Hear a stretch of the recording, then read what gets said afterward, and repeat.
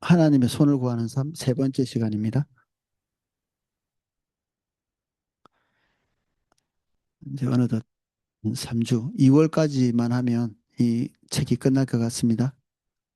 이과는 제가 안 하도록 하겠습니다. 예.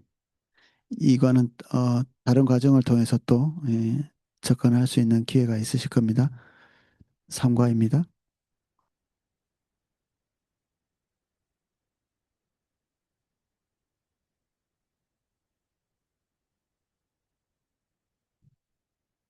하나님의 손을 구하는 삶 세 번째 시간입니다. 세상 사랑이 다루어지지 않는다. 하나님과의 친밀한 교제를 방해하는 가장 대표적인 것 중 하나가 바로 세상 사랑입니다. 그런데 하나님의 손을 구하는 삶에서는 세상 사랑이 다루어지지 않습니다. 이 점에서 이 점은 이스라엘 백성들의 삶에도 뚜렷하게 나타납니다. 하나님께서 이스라엘 백성들을 애굽에서 빼내셨습니다. 애굽에서 빼내는 데는 하룻밤에 꺼내셨지만 그 안에 있는 어, 애국적인 어, 가치관, 방향성은 40년이 걸린 이후에도 빠지지 않았다. 음, 우리 사도행전에 고백하고 있는 내용이 그겁니다. 이게 사도행전에 고백하고 있는 거는 이 어, 스테반의 증거죠. 스테반.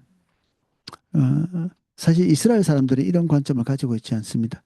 이스라엘 그 순서 유대인들은 이집트에서 출애굽할 때도 어, 이스라엘 백성들이 하나님을 배반하는데 그리고 불순, 불순종한 것 그리고 이런 것들에 대해서 이게 초점을 잘 맞추지 않습니다. 어, 좀 강조점 이런 것들은 자신들의 우월감을 어, 돋울 수 있는 그런 성경 구절들을 집중해서 보지 이런 부분들을 집중하지 않죠. 그래서 이게 스테반이나 사도 바울이나 이게 초기 그리스도인 공동체 내에서 유대인들에 대해서 성경에 기록된 이런 부분들을 인용하는 것은 대단히 불쾌한 부분이었습니다. 돌맞을 만한 일이었죠. 어, 성경에 뻔히 있음에도 불구하고 덥죠. 예, 덥습니다. 없는 것처럼 덥습니다. 그리고 자부심을 가질 만한 것들은 한껏 부추기죠. 특히 하나님께서 광야에 흩으신 이스라엘 백성들은 그들 속에서부터 애굽을 버리는 것을 거부했습니다. 그들은 기회만 있으면 애굽으로 돌아갔습니다. 신체적으로 그렇게 하지는 않았을지 모르지만 뭐 그렇게 할 수 없죠. 이미 뭐 이집트를 버리고 나왔는데 다시 돌아간다고 뭐 그들이 좋아해 줄 리가 없죠. 그들 마음속에 항상 그랬습니다. 그래서 그들은 기회가 있을 때마다 애굽을 그리워하며 회상했습니다. 그런데 이 옛날이 더 좋았다 이런 말 성경에 지혜가 아니라고 이렇게 또 기록해 놓기도 했는데 옛날을 그리워하지만 옛날 그대로 그리워하는 것은 아닙니다. 이집트를 그리워하지만 있는 그대로의 이집트는 아닙니다. 그들이 과거의 이집트에서 행복했나요? 끔찍했죠. 자식이 죽어도 그에 대해서 항거할 수가 없었습니다. 이거는 뭐 다시 돌아간다는 거는 끔찍한 일이죠.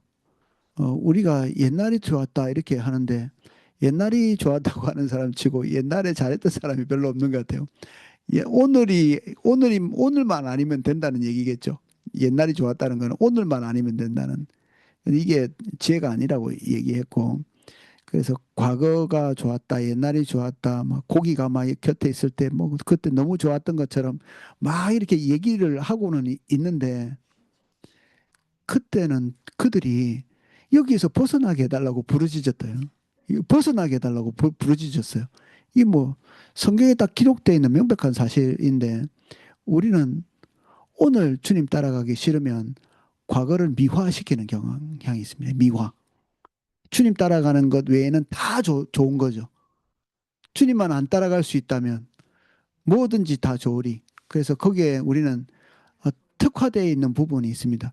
그런 것들을 미화시키는데. 그래서 실제적으로는 전혀 안 그런데 너무 놀라운 거죠. 그들이 한이 맺혀서 도망쳐 나왔어야 됐는데 그곳을 다시 돌아가겠다고 하는 건 이 엄청난 왜곡이죠. 금송아지 사건, 우리 잘 알고 있는 사건입니다. 사도행전 요 금송아지 사건을 가져왔는데 이것도 사실 주목해서 보고 싶지 않은 부분을 스테반이 굳이 이걸 끄집어내 가지고 그들 눈에 딱 직면한 거죠. 그들이 직면한 이유가 있죠. 너희들의 지금 상태가 그때 우리 조상들의 상태와 다를 바가 하나도 없다는 것을 딱 이렇게 연결을 빡 시켜버린 거죠. 대단히 불쾌하면서도 전곡을 지르는 그런 비유고 인용인데 어, 이 금송아지 사건, 이 금송아지 사건도 어, 이게 출애굽기 몇 장인가요? 제가 아까 찾았었는데 예.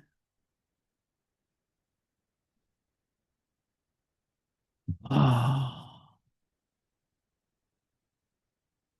이 금송아지 사건을 자세히 쳐다보시면 여기 금송아지를 만들어 놓고 그들이 신앙 고백이 정확하게 하나님에 대한 신앙 고백과 똑같은 걸 볼 수 있습니다. 이 금송아지가 만들어졌을 뿐이지 하나님의 형상이 없는 분인데 그 금송아지를 만들어 놓고 거기다 이렇게 신앙 고백을 하거든요. 우리를 이집트에서 구원해낸 여호와 이름도 똑같습니다. 하나님 엘로힘이라고 이렇게 얘기하거든요. 그러니까 이름도 똑같고 신앙 고백도 똑같고 단지 달라진 것은 그들의 마음의 중심이죠. 그리고 형상을 거기다가 새겨놓은 것입니다. 진짜 본인들이 원하는 것은 그 소가 가지고 있는 풍요죠. 안락함. 소가 주는 그 농산물, 그 수입, 그리고 그것이 주는 그들의 평온. 이것으로 내용은 대체됐지만 신앙 고백과 이름은 똑같이 그냥 유지되어 있습니다. 그러니까 종교적인 것은 그대로 유지할 수 있고요. 그 안에 있는 의미만 달라지는 거죠. 이 껍데기를 바꾸는 거는 굉장히 무서운 일이죠. 근데 안에 의미는 보이지 않고 흔적이 잘 남지 않고 그리고 하나님을 떠나도 떠난 것 같이 여겨지지 않기 때문에 에, 슬며시 이렇게 하나님을 떠나는 거죠. 저는 이게 금송아지 사건을 보면서도 너무 놀라운 노골적인 떠남은 일어나지 않습니다. 나름대로 여호와의 절기래 절기 여호와의 절기에 아마 이 우상 숭배를 한 것 같거든요. 그러니까 웬만한 건 다 지킨 겁니다. 예. 바램과 기대만 달라졌을 뿐이지. 291쪽입니다. 그리고 그 죄의 영향력은 언제까지 계속되었습니까? 뭐 사실 그때로 끝난 것은 아닙니다. 사실 모세가 내려와서 뭐 죽고 살리고 이런 사건들이 있었지만 그 뒤에도 계속 일어나거든요. 레위인들이 일어나서 자기 가족부터 칼로 쳐서 죽이고 이런 끔찍한 사건들이 일어났는데 사실 그때 끝나지도 않았습니다. 그때 끝났어도 슬픈 일이죠. 근데 그때 일단락되고 난 다음에 그 이후에 반복해서 10번의 사건이 더 일어납니다. 그냥 마치 스타트와 같이. 이게 뿌리가 안 뽑히는 거죠. 무섭죠, 이게. 오늘날 성도들의 삶 속에 가득한 금송아지. 오늘날에도 우리가 똑같은 일을 행하고 있다는 소제목이죠. 두 번째 블록 한번 읽어보겠습니다. 성경에 의하면 우리들이 우리 지체를 누구 혹은 무엇에 들여 순종하든지 우리는 그것의 종입니다. 그래서 우리들이 우리 지체를 죄에게 주어 순종하면 죄의 종이요. 하나님의 의의 병기로 들여 순종하면 하나님의 종입니다. 그런데 오늘날 많은 성도들이 교회에 와서 하나님이 자기의 주님이라고 고백하며 경배하고 예배를 드릴지 모르지만 사회에 나가서 돈 버는 데 있어서 그들의 삶 속에 하나님의 법칙은 간대없습니다. 그들은 마치 하나님의 법칙을 따르면 아무것도 되지 않을 것처럼 여기고 그들의 삶에는 오직 돈의 법칙만 있을 뿐입니다. 하나님께서 어떻게 하라고 했는지 본인 다 알죠. 우리 설교 듣고 뭐 성경 읽고 큐티하고 뭐 우리가 신앙생활 하루 이틀 하는 것도 아니고 보통 뭐 10년, 20년, 30년 이렇게 신앙생활을 해왔고 그렇다 보니까 거의 모르는 거 없이 지적으로 다 알고 있기 때문에 어, 사실 모르는 건 없다고 볼 수 있습니다. 그런데 어, 세상에서 자기 목적을 이룰 때는 이 모든 것들을 포괄시키죠. 어, 성경에는 어, 자기 마음대로 할 수 있는 법이 없습니다. 이게 성경의 치명적인 문제죠. 우리 마음대로 살 수 있는 법이 없습니다. 하나님의 주권, 하나님의 기대, 하나님의 방향을 견지하도록 계속적으로 이렇게 요청하고 요구하고 있기 때문에 우리가 기대하는 방향으로 갈 수 있는 방식을 성경에서 얘기를 안 하고 있습니다. 그래서 불가피 우리가 원하는 대로 가려면 그것들을 우리 마음속에서 지워야 됩니다. 우리가 원하는 걸 하려면. 그래야 우리 마음대로 할 수 있습니다.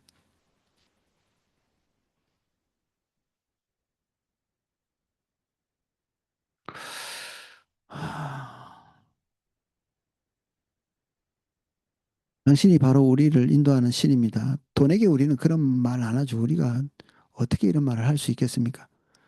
근데 우리가 하고 있는 삶의 방식이 돈대로 한다는 거죠. 우리가 교회에서 어떤 사업을 하잖아요. 그럼 하나님 뜻인가 아닌가를 결정하기보다는 우리가 그 일 할 수 있는 돈 있어? 이렇게 물으면 돈이 우리의 신이 되는 겁니다.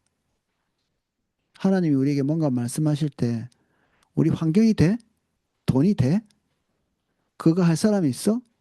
이제 그러면 그 일이 되어지는 근본적인 근원은 우리가 지칭하는 바로 그거죠.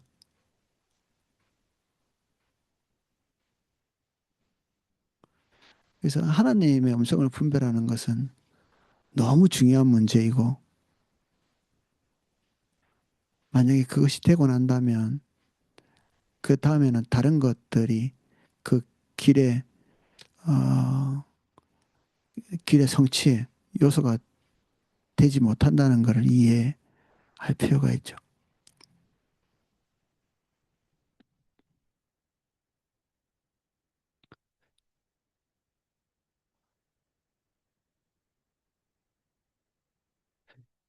마지막 세 줄 마저 읽어보겠습니다. 이스라엘 백성들이 한 일과 정확하게 똑같은 일입니다. 이처럼 오늘날 성도들의 삶 속에 세상 사랑이 가득합니다.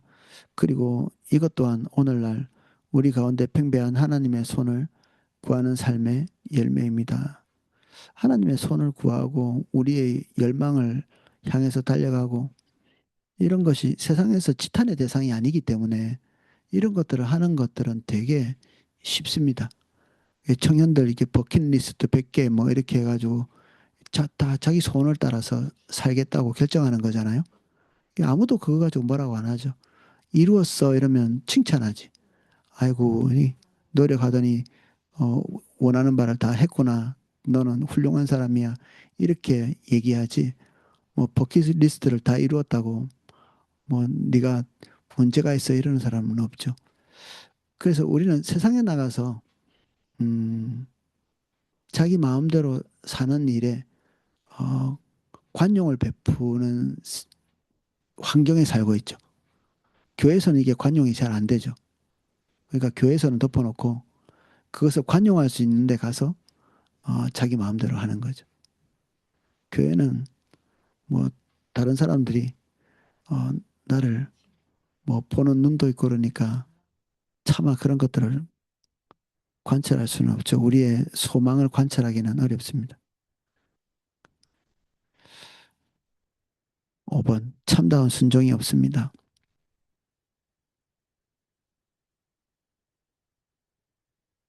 이스라엘 백성들이 가나안 땅에 들어가지 못한 또 하나의 이유는 무엇입니까? 순종하지 않은 거죠. 하나님 음성을 들어가라고 하는 그 음성에 반대로 행한 것입니다. 294쪽입니다. 294, 뭐야, 두 장 넘어왔나요?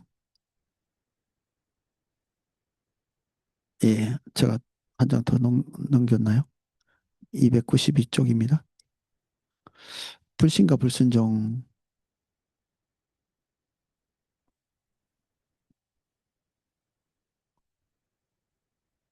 민수기의 내용을 알고 있습니다. 이 민수기의 내용은 우리가 잘 아는 바와 같이 열두 정탐꾼을 보내가지고 하나님께서 그 땅에 들어가라고 말했는데 정탐하고 온 사람들이 그 땅에 들어갈 수 없을 거라는 해석을 하죠. 뭐 키 큰 것도 정확한 판단이었고 뭐 좋은 땅이었다는 것도 정확한 판단이었죠. 팩트였죠. 그거는. 근데 그것에 대한 해석을 10명은 못 들어간다 절대로. 2명은 하나님이 주신 것이 틀림없다라고 말했는데 사람들은 주저앉아 있는 것을 선호했죠. 그래서 안 들어갑니다. 그래서 하나님께서 안 들어간다고 결정했을 때, 이게 하나님의 무서움이죠. 원하는 대로 해주십니다. 여러분들이 뭘 원하든지 간에 하나님이 거의 원하는 대로 그냥 방치하시는 경우가 많습니다. 그리고 인간은 또 그렇습니다. 인간은 어떤 신적인 요소 같은 게 있거든요. 동물하고 좀 다릅니다.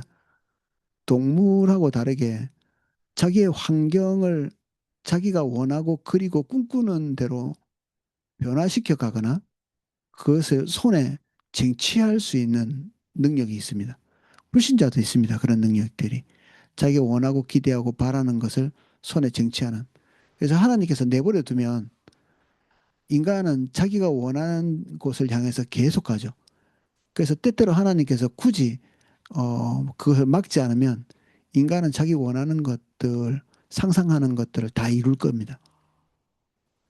아마 하나님께서 적극적으로 회방하지 않는다.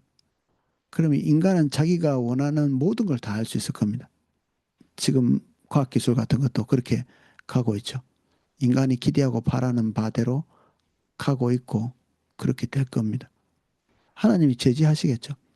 그 노아 그 바벨 탑을 쌓을 때도 하나님께서는 편만해서 모든 사람들이 나누어져서 각자 각자의 터를 잡고 살기를 원했는데 그들은 중앙 집권적인 그 권력을 추구하고 인간의 힘을 집단의 힘을 이제 기대어서 도시를 만들고 그리고 흩어지지 않기 위한 목적을 가지고 탑을 쌓았죠. 그 탑을 쌓은 것이 뭐 어마어마한 탑을 쌓은 것 같습니다. 이런 일을 할 수 있죠. 하나님께서 언어를 나누지 않았으면 바벨탑은 성공했겠죠. 특별한 해방, 그래 길을 막는 것, 가시 이런 것들을 넣는 게 하나님의 특별한 계획이죠. 그래서 하나님의 백성들은 하나님의 막음을 경험할 때가 많습니다. 안 돼라는 이런 거죠. 그 진짜 그거는 어떤 사람들은 하나님께 막 화를 내거든요. 막 벌컥 화를 내죠. 자기 원하는 대로 정말 하나님이 약 올리는 것처럼 뭘 잘 안 해주시는 한 단계 한 단계가 하나님께 화낼 만큼 이게 진짜 로또 걸리기도 힘든 그런 확률로 정확하게 안 되는 거죠. 세상 말로는 재수 없는 느낌을 주는 어떻게 이렇게 안 될 수가 있나 싶은 한 단계 한 단계가 사실은 하나님께서 적극적으로 맡고 계시기 때문에 그러면 우리는 사실은 최악은 아닙니다. 만약에 그런 삶을 살고 있다면 사사건건 하나님이 막으신다는 느낌이 든다면 하나님께서 나를 버리시지는 않은 겁니다. 우리가 가는 길을 막으시고 가시로 괴롭게 하시고 그러면서 우리 길을 저지하시는 것은 은혜죠, 은혜. 아직도 남아있는 하나님의 연민이 있는 겁니다. 그를 굳이 돌파해서 불굴의 의지로 그걸 다 떨쳐내고 자기 원하는 것을 끝내 달성하는 사람은 재앙입니다. 예. 진짜 하나님께 버림받으려고 총력을 다하는 거죠. 불굴의 의지가 때로는 우리에게 정말 가장 저주의 장소까지 인도하게 돼 있습니다. 아,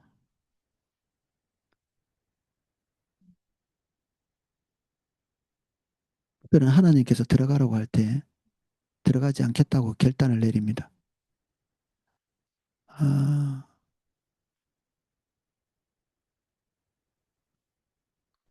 그래서 결국 그들이 원하는 대로 안 들어가게 되죠. 정리한 것들을 읽어보겠습니다. 가데스 바네아는 가나안 땅의 남쪽 경계선과 같은 곳입니다. 어, 이집트가 남쪽이었고 가나안은 북쪽이니 북쪽으로 이렇게 걸어 올라가면서 이제 그 경계선만 넘어가면 되는 거죠. 그곳에서 하나님은 이스라엘 백성들에게 들어가서 가나안 땅을 취하라고 명령하셨습니다. 그러나 그들은 환경에만 의존하여 하나님을 불신하고 원망하여 순종하지 않았습니다. 사실 환경이 나빴다. 네, 그렇게 볼 수도 있겠죠. 그렇게 볼 수도 있습니다. 전쟁을 해보지도 않은 사람들이고 노예 신분이고 근데 어떻게 한번 생각해 보면 장정이 60만이라고 했잖아요. 장정이 60만이라고 했습니다. 가나안 땅은 어, 비록 그 철기 시대고 문명은 대단했지만 못할 일은 또 아닙니다. 가나안의 그 군대를 다 총동원해도 사람들이 이스라엘 백성들의 막 몇 배가 되고 이렇게 추측하지는 않거든요. 그 안에도 다 나눠져서 있는 족속들이었고, 어, 그냥 인간적으로만 봐도 하나님께서 못할 일을 시킨 것은 아니죠. 우리나라도 군대가 제일 많을 때가 60만이었거든요. 제일 많을 때가. 근데 이 이스라엘 백성들 뭐 200만 명 정도 되는데 칼 들고 싸울 만한 사람이 60만 명이면 적은 숫자는 아니죠. 뭐 물론 이제 청동기를 쓰고 있고 그리고 전쟁도 안 해봤고 그런 불합리한 요소들이 있었겠죠. 전쟁을 할 수 없는 요소들은 있었습니다. 그래서 때로는 이게 해석의 문제일 수도 있습니다. 해석의 문제. 하나님이 우리에게 뭔가를 하라고 하셨을 때 불가능하게 해석하는 사람은 그냥 그 자리에서 주저앉는 거죠. 근데 그 불가능하게 해석하는 게 맞느냐? 예, 안 맞을 때가 되게 많습니다. 갈만한데 주저앉는 겁니다.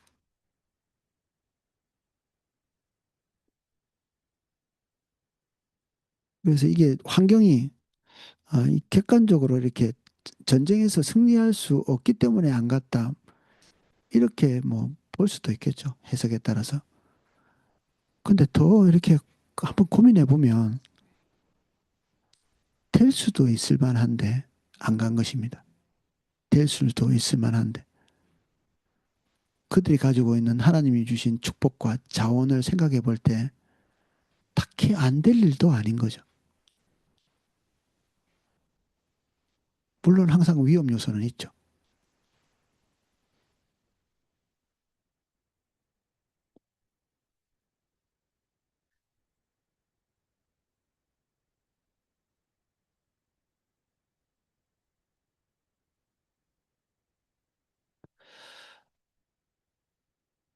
그들은 하나님의 말씀을 신뢰하지 않았고 그리고 그들 간절히 원하는 것, 주저앉아 있기를 원하는 그 간절함대로 그들은 결국 들어가지 않고 하나님의 인도를 따라서 가지 않기로 결정했고 그야말로 아무 일도 없이 예, 죽는 수순을 밟은 거죠.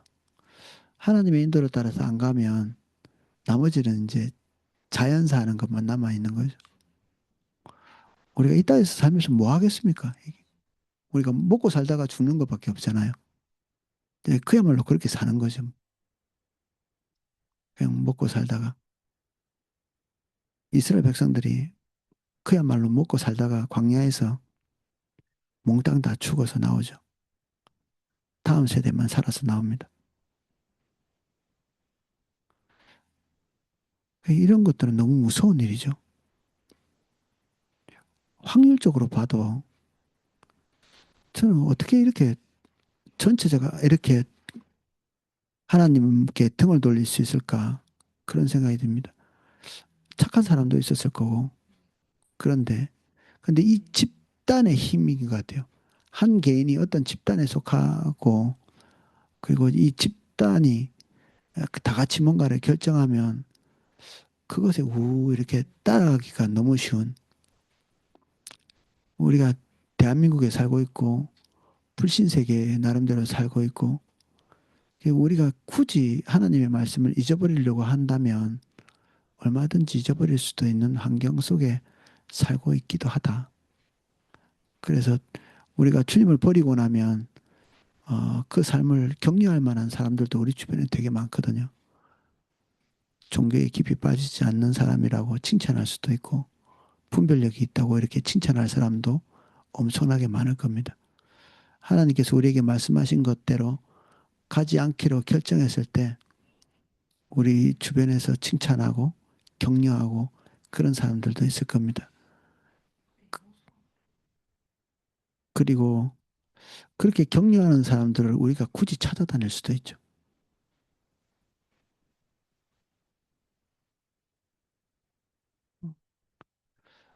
그러나 여호수아 옆에는 항상 갈렙이 있습니다.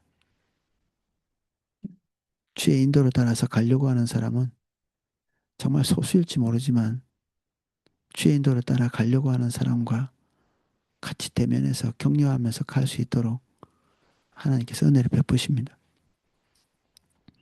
그들은 하나님의 손만 구했습니다. 그들이 하나님의 손만을 구했기 때문에 하나님이 그들에게 하나님의 손만을 보여주십니다. 능력을 보여주신 거죠. 그들은 하나님이 쓸만한 분인지 알고 싶었기 때문에, 그래, 내가 너희들에게 쓸만한 존재다, 이렇게 알려주시는 거죠. 이게 두려운 것이라고 밑에 설명해 놓고 있습니다. 그들은 그들이 보고자 했던 하나님의 능력을 봤지만 하나님 그분이 어떤 분이신지를 잘 몰랐습니다. 그분의 소원이 뭐고 그 소원은 왜 가지고 계시고 지금 이스라엘 백성들과 무엇을 하려고 하시는지 도대체 알 수가 없었죠.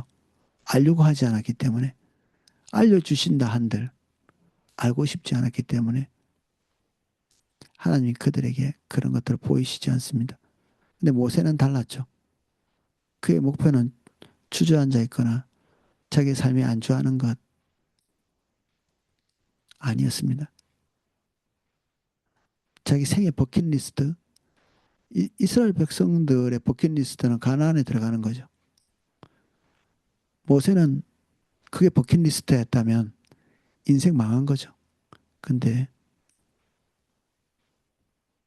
모세에게서는 그것이 목적이 아니었기 때문에 모세는 망한 사람이 아니었습니다. 293쪽. 이스라엘 백성들은 40년 동안 하나님의 행사를 보았습니다. 기적, 하나님의 채우심, 놀라운 역사들, 그런 것들 보았습니다. 그것은 하나님께서 그들에게 하나님의 행사를 보여주셨기 때문입니다. 이것도 하나님이 안 하시면 안 되는 거죠. 근데 하나님께서 보이십니다. 그러나 하나님께서 모세에게 하나님의 길을 보여주셨습니다. 여기에 행이라는 단어는 원래 원어에는 길이라는 단어입니다. 그래서 우리말 세번역이나 모든 영어 성경은 다 길이라고 번역되어 있습니다. 그러면 왜 이스라엘 백성들에게 하나님의 행사만 보여주셨습니까? 불공평한 건가요? 아닙니다. 원하는 자에게는 원하는 것만 주십니다. 전에 종종 얘기하기도 했는데 지옥 가는 사람들은 하나님과 같이 안 있을 만한 곳, 한 방울의 하나님의 임재도 불쾌하게 생각하는 사람들, 하나님과 단 한순간도 대면하고 싶지 않은 그런 존재들, 그런 존재들이 지옥에 가는 거죠. 하나님의 긍휼을 자비, 그분의 뜻을 수용하고 예수 그리스도 안에서 하나님의 긍휼을 수용하고 받아들이는 모든 사람들은 지옥에 가지 않습니다. 원하지 않는 거죠. 마음속에 하나님의 은혜 속에 있기를 원하는 모든 사람에게 하나님은 은혜를 베푸십니다. 294쪽 넘어왔습니다. 하나님의 행사 곧 하나님의 손뿐이었기 때문입니다. 이 점은 우리가 다음 과에서 살펴볼 모세의 삶을 보면 선명하게 볼 수 있습니다. 모세의 삶은 하나님의 얼굴을 구하는 삶으로 그냥 통칭이 되죠. 다음 주에 같이 나누도록 하겠습니다.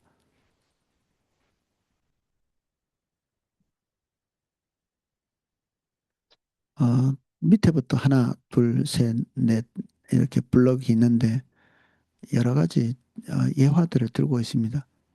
근데 예화들이 다 묶어놓고 보면 본인들의 목적에 근거한 기도를 하는 것입니다. 내가 원하고 소원하고 바라는 것을 하나님께 구하는 거죠. 그것을 달성하기 위한 여러 가지 방식도 있고요. 어, 그래서 이렇게 쟁취하고 나면 어, 하나님께 감사하겠죠. 근데 그 감사와 그 간증이 하나님과 관계를 열어주지는 않는다. 여기 보면 하나하나 보시면 되게 무서울 수 있습니다. 두 번째 블록 새벽기도, 철야기도, 작전기도, 금식기도, 다니엘기도, 예리고기도, 기도원 특별성, 기도성의 릴레이 기도 뭐 이런 것들 우리 청년들 입시할 때 엄마 아빠가 그냥 죽을 똥살똥 기도하는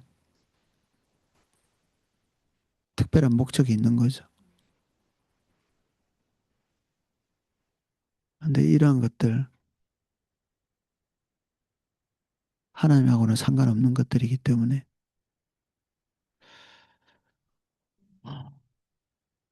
혹시 우리가 이런 것들에 대해서 어, 기도한다 할지라도 이런 것들을 들어주신 하나님 그분 자체에 주목을 하는 게 올바른데 처음 하나님께 나아가는 목적 자체가 자기 목적이면 그거는 가능하지 않죠.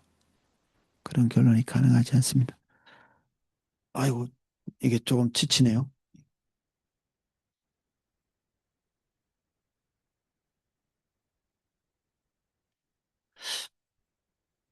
조금 지겨우신가요? 아,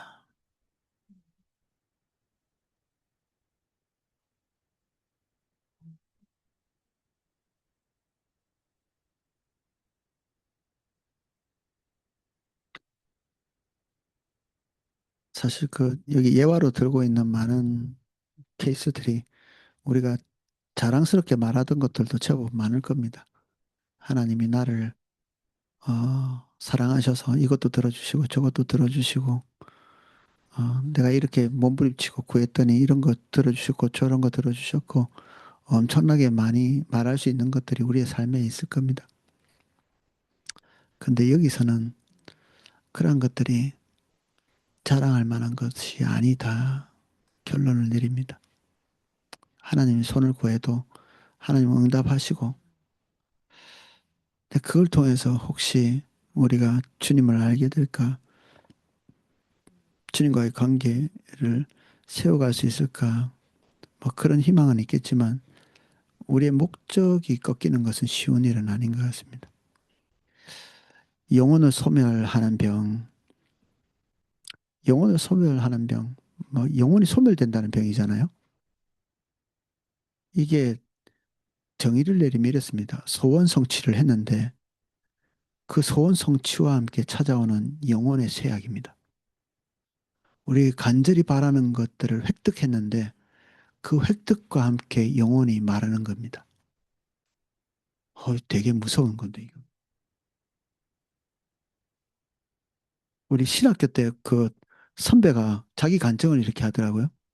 이게 어떤 형제가 돈을 만 원인가 이만 원인가 빌려갔는데 돈을 안 갚은 거예요. 돈 얼마 안 되는 돈, 뭐 학생한테는 큰 돈이겠죠. 벌써 이 이야기가 한 30년 전쯤 이야기니까 예, 한 10만 원 빌려갔는데 돈을 안 갚은 거예요. 근데 막 기도할 그 받게 해달라고 기도 막 하고 뭐 이러는데 하나님이 탕감하고 용서하라 뭐 이런 얘기를 하셨나 봐요. 근데 그렇게 하고 싶지 않은 거죠. 돈 10만 원이 학생한테 크니까. 그 노트북을 그럼 내가 가져가겠다. 며칠까지 갚아라. 그럼 이거 다시 돌려주겠다. 이렇게 한 거죠. 그 노트북을 이제 가져와 가지고 그 당일날 이제 그 사람을 만난 거죠. 그날까지 돈 갚으면 노트북 다시 돌려줄게. 아니면 이 노트북을 내가 가지겠다. 이렇게 한 거죠. 근데 기도할 때 하나님이 또렷하게 이렇게 말씀하신 거예요. 노트북 다시 돌려줘. 노트북 돌려줘. 그리고 그 사람이 그 돈 빌려간 사람이 사정사정 했대요. 음, 지금 돈이 없는데 노트북이 없으면 이제 숙제도 못하고 하니까 돌려주면 내가 차츰차츰 갚겠다.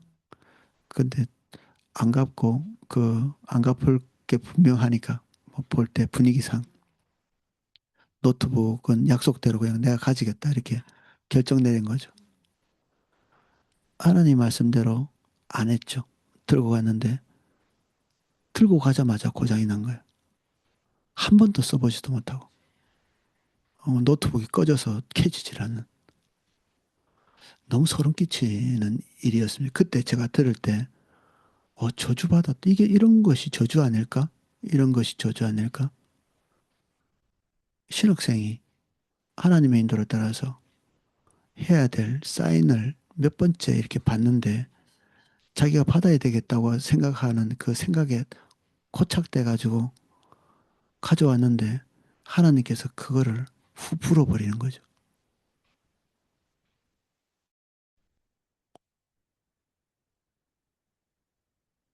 하나님 사랑하지 않으면 하나님을 두려워라도 해야 되는데 하나님을 사랑하지 않으면 어느 시점에는 하나님을 두려워도 하지 않게 됩니다.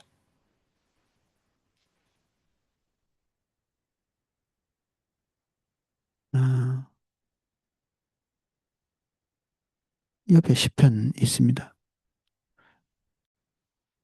이에 그들이 그의 말씀을 믿고 그를 찬양하는 노래를 불렀도다. 그러나 그들은 그가 행하신 일을 곧 잊어버리며 그의 가르침을 기다리지 아니하고 광야에서 욕심을 크게 내며 사막에서 하나님을 시험하였도다. 그러므로 여호와께서 그들이 요구한 것을 그들에게 주셨을지라도 그들의 영혼은 쇠약하게 하셨도다.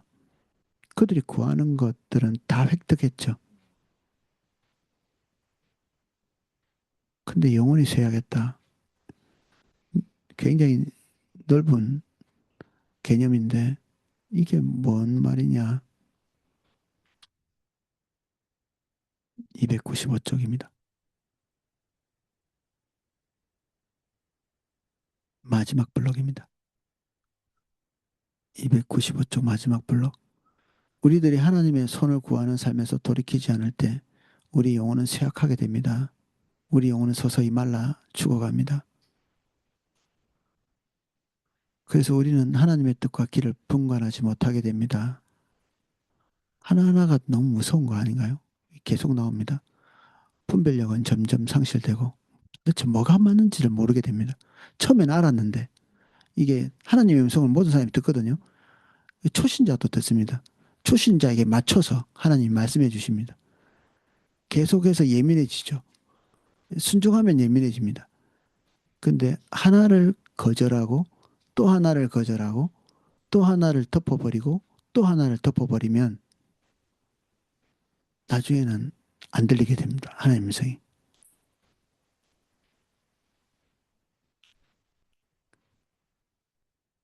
그래서 하나님의 음성을 듣는 것은 아주 자연스럽고 이거는 경건해서 듣는 게 아니라 하나님의 백성이면 다 들을 수 있습니다. 근데 안 들린다. 그거는 사실은 경건의 문제라기보다는 순종의 문제입니다. 순종. 하나님의 음성이 안 들린다는 거는 우리가 노력을 더 해서 될 문제는 아닌 것 같아요. 우리는 하나님 음성이 안 들려니까 기도 더 많이 해봐 뭐 이런 얘기 많이 하잖아요. 근데 그것이 아니다. 사실은 자기 삶을 한번 더듬어 볼 필요가 있습니다. 요한계시록에는 네가 어디서 떨어졌는지를 생각해 보라 하거든요. 기도를 더 많이 하라고 하지 않고요. 어디서 떨어졌는지를 생각해 보라고 합니다. 언제부터 하나님 음성이 안 들렸지? 모든 그리스도인은 하나님과의 소통이 가능한데 내가 지금 하나님과의 소통이 잘 안 된다. 그럼 어디서부터 떨어진 거지? 이게 올바른 접근이죠. 아, 하나님과 소통이 안 되는데 앞으로 하루에 2시간씩 기도해야 되겠다.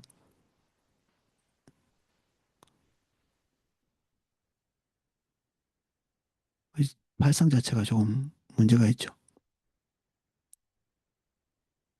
기도는 영성을 높이기 위한 행위가 아니라 하나님과의 소통을 위해서 하는 것입니다. 기도는. 눈이 점점 어두워진다. 점점 올바른 판단을 못하는 거죠. 헷갈리게 됩니다. 근데 이게 표가 잘 안 납니다. 내가 왜 이런 실수를 하지? 뭐 이런, 뭐 판단을 하고 났는데도, 아유, 실수했네 하고 이 덮어버리고 그냥 지나가 버려요.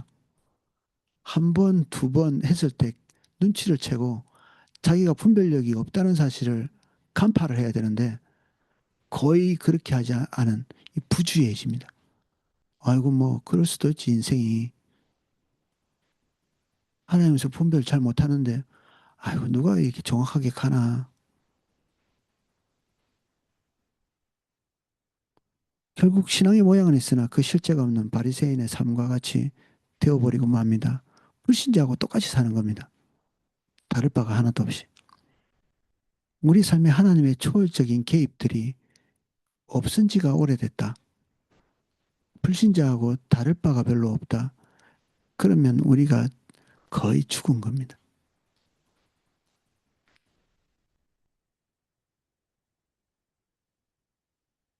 예수님께서 말씀하신 마태복음 13장 14절에서 15절 말씀 같이 되어버립니다. 예수님께서 말씀하신 그렇게 되면 어, 하나님의 길을 아는 것은 불가능하게 되고 따라서 하나님을 기쁘시게 하는 삶을 살 수도 없을 뿐 아니라 이런 경우에 어느 정도 감지를 합니다. 그리스도인들이. 그러면 이제 어디서 떨어졌는지를 이렇게 체크를 해 나가야 되는데 보통 그렇게 안 하고요. 봉사를 배가한다든지 종교적인 행위를 배가하고 희생을 배가합니다. 하나님이 하라고 한 그것을 제외하고 다른 것들을 열심히 합니다. 하나님이 하지 말라고 한 것들만 빼놓고 하고 하나님이 하라고 한 것만 빼놓고 합니다. 희한하죠. 근데 불순종은 불순종의 이유가 있거든요. 우리가 하나님의 말씀을 안 들은 게 이유가 없는 게 아닙니다. 자기 나름대로는 이유가 있기 때문에 하나님이 말씀하신 대로 못하는 겁니다. 사과해 했는데 못하는 경우는 자기 체면이나 명예를 더 소중히 여기기 때문에 부끄러움 당하지 않으려고 하는 거죠. 하는 겁니다. 하나님 말씀대로 해야 됨에도 불구하고 탐욕과 탐심이 있고 그리고 자기가 목표 세운 것들은 하지 않으면 견디지 못하는 그, 그런 불굴의 의지 같은 것들을 가지고 있는 이 고집스러움이 하나님의 말씀을 대면하고도 이렇게 휘어지지 않는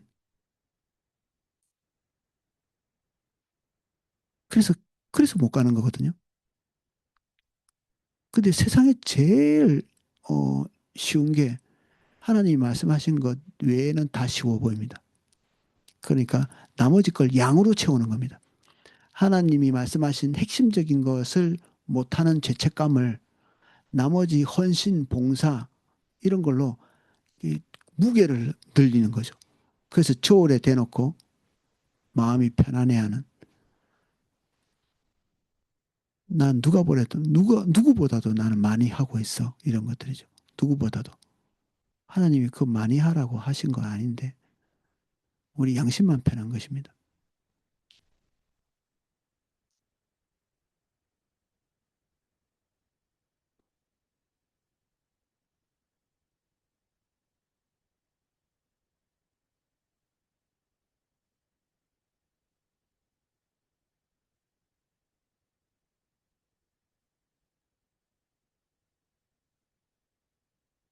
밑에서 세 번째 블록입니다.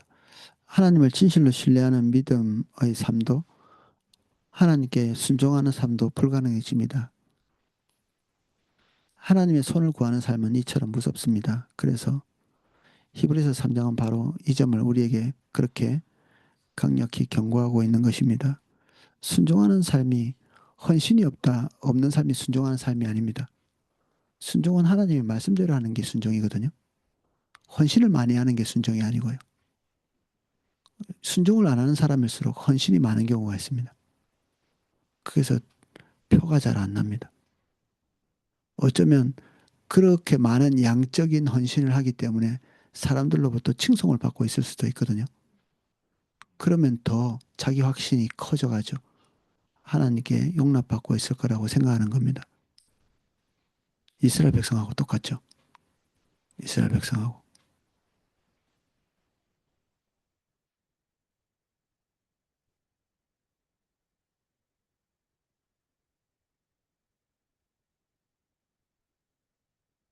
신명기 29장 내용은 너무 황송한 내용이죠. 296쪽입니다.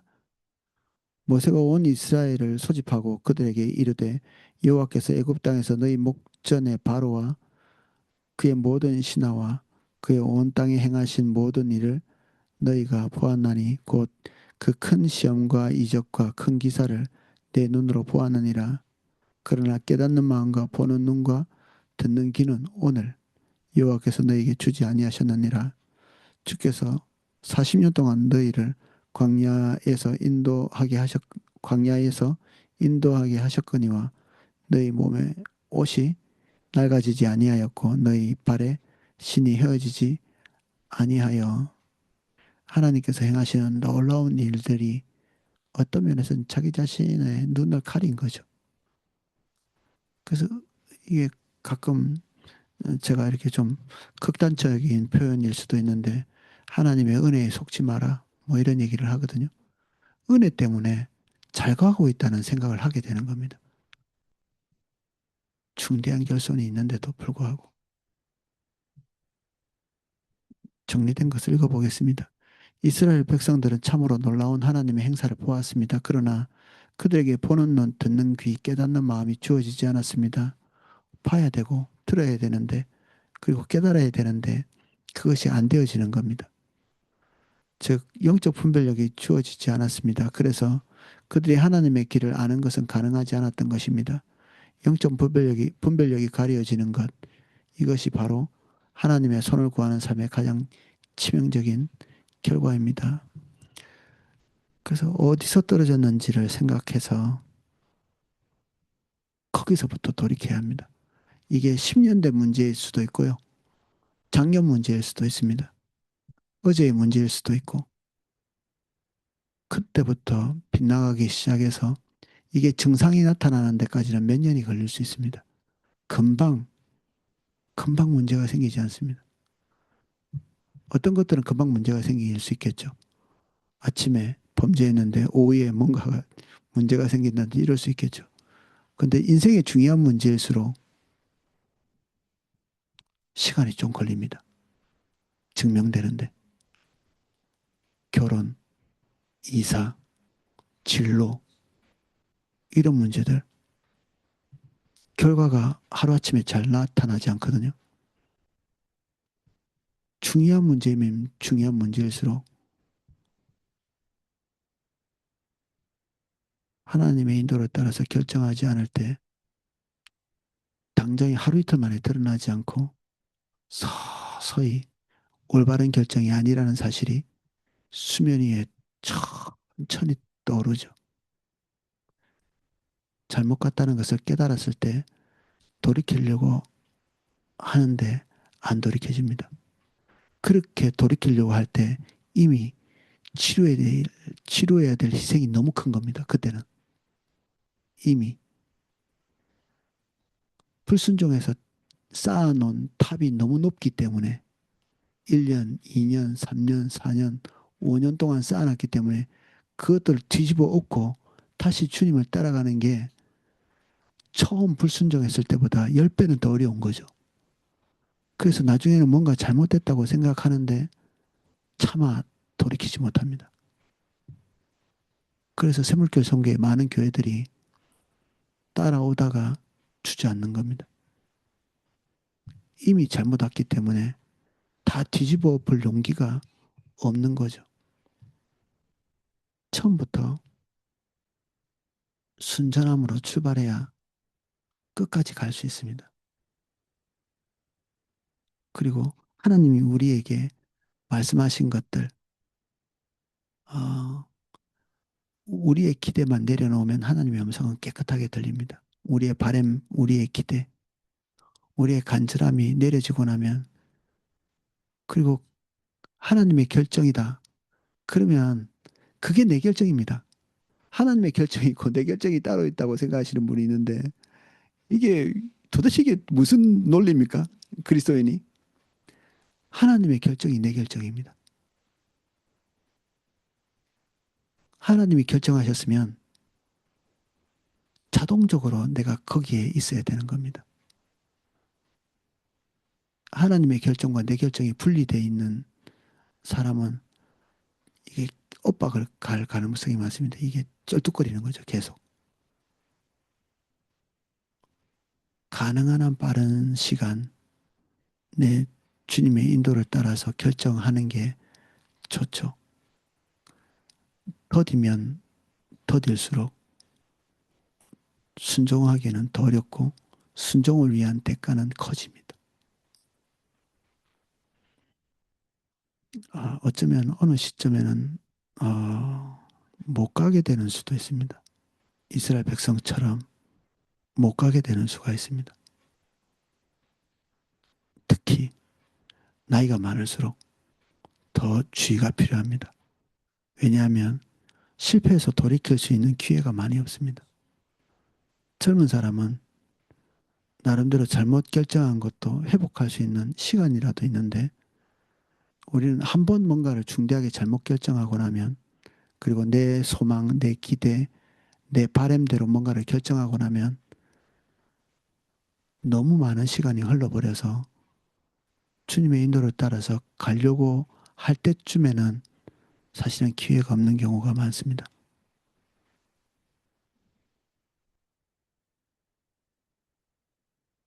이거와 요점 정리해 보겠습니다. 하나님의 손을 구하는 삶에서 세상 사랑이 다루어지지 않습니다. 하나님의 손을 구한다는 말과 세상 사랑이라는 말은 사실은 동어입니다. 동어. 같은 말입니다, 이게. 이게 좀 설명한다고 이렇게 해놓긴 했는데 세상 사랑하는 사람이 하나님의 손이 필요합니다. 자기 힘으로 안 되니까 하나님의 손이 필요하죠. 세상 사랑하지 않는 사람은 하나님의 손이 딱히 필요 없는 경우가 많습니다. 아니, 세상이 너무 사랑하면 한 100억 있으면 좋겠죠. 한 100억 있으면 좋습니다. 근데 하나님의 인도를 따라 살려고 생각하는 사람이 100억 아무 소용이 없습니다. 왜냐면 어차피 하나님의 뜻대로 다 쓸 텐데 그 중에 뭐 찌끄레기라도 내한테 떨어지는 게 있어야 100억이 의미가 있는 거지. 그 하나님이 뭐 돈 많이 주시면 10에 구조하겠다는 분 있잖아요. 그분들이 기대가 10의 1조 가지고도 부자처럼 살 수 있게 만들어 주시도록 기도하는 거잖아요. 거꾸로 얘기하면. 그러니까 이게 뭐, 어, 하나님이 나에게 얼마나 많은 것을 주신다 할지라도 나에게 별로 이렇게 욕구가 발동하지 않는 그런 사람에게 하나님께서 주실 것 같아요. 저는 재벌들이 막 돈 벌려고 막 몸부림친다는 생각은 별로 안 하고 있거든요.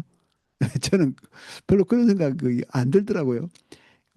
자기 먹고 살 것 이런 거에 막 혈안이 돼가지고 한 푼이라도 더 벌려고 막 벌벌 떠는 사람에게 하나님이 돈을 그렇게 많이 주실 것 같지 않아요.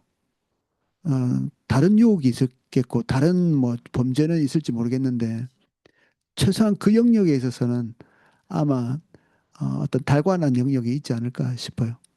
이 지적인 거 가지고 자랑 엄청나고 하고 싶은 사람이 뭐 박사학위 따고 뭐 이렇게 안 할 것 같아요.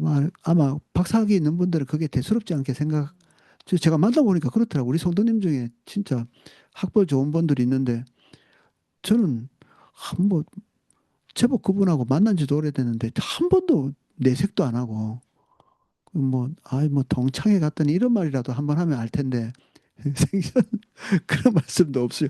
우연찮게 어디서 그 우회우회 들어가지고 아니 그분이 그런 분이셨어. 그럴 때도 많이 있거든요.